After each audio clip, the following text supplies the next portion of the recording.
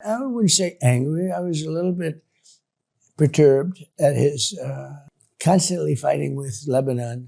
কূটনীতির জটিল সমীকরণে ঘনিষ্ঠ বন্ধুর সাথে বৈরিতা নতুন কিছু না হলেও ট্রাম্প নেতানিয়াহুর সম্পর্কে ফাটল নিয়ে রীতিমতো তোলপাড় আন্তর্জাতিক গণমাধ্যম। ইরানের সঙ্গে যুক্তরাষ্ট্রের সমঝোতা এবং সেখানে লেবানন যুদ্ধবন্ধের শর্ত এ নিয়েই সম্প্রতি চিট ধরেছে ট্রাম্প নেতানিয়াহুর সম্পর্কে। টেলিফোনে গালমন্দ থেকে শুরু করে G7 এর মঞ্চ প্রকাশ্যেই নেতানিয়াহুকে বাক্যবাণে জর্জরিত করছেন ট্রাম্প। তাহলে কি দীর্ঘদিনের মিত্রতা ভুলে এখন পরস্পর বিরোধী কৌশলে মধ্যপ্রাচ্যের সমীকরণ মেলাবে তেল আবিব ওয়াশিংটন?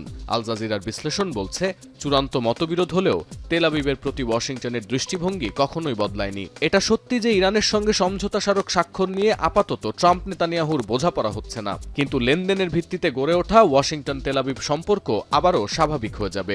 72 ঘন্টা ময়েশ্চার লক সমৃদ্ধ লিলি হুইপ শিয়া মিস্টিক গ্লোয়িং বডি ওয়াশ। শিয়া বাটারের গুডনেস স্কিন রিপেয়ার করে রাখে সফট ও গ্লোয়িং, ছড়িয়ে দেয় লং লাস্টিং ফ্রেগন্যান্স। 1956 থেকে 2026 এই 70 বছরে বিভিন্ন পর্যায়ে ও ইস্যুতে দ্বন্দ্বে জড়িয়েছে ইসরায়েল যুক্তরাষ্ট্র।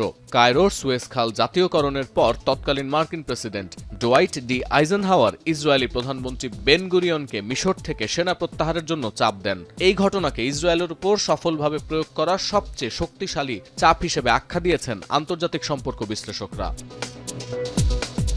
1991 থেকে 1992 সালে উপসাগরীয় যুদ্ধের পর আরব ইসরায়েল শান্তি আলোচনা চেয়েছিলেন জর্জ বুশ।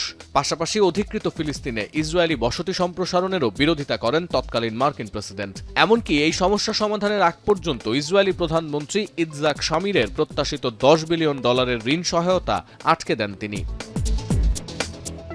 1996 সালে ক্ষমতায় আসার 1 মাসের মধ্যে নেতানিয়াহুর সঙ্গে সাক্ষাৎ করেন প্রেসিডেন্ট বিল ক্লিন্টন। এই সাক্ষাৎ মোটেও সন্তোষজনক ছিল না। নেতানিয়াহু নিজেকে কি মনে করেন, কে বড় পরাশক্তি, যুক্তরাষ্ট্র নাকি ইসরায়েল? সহযোগীদের এমন প্রশ্ন করে বসেন ক্লিন্টন।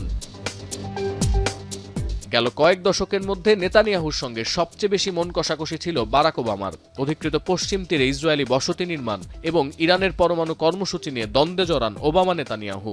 এর জেরে 2015 সালে হোয়াইট হাউসের সঙ্গে সমন্বয় ছাড়াই কংগ্রেসে ভাষণ দিতে আসেন ইসরায়েলি প্রধানমন্ত্রী।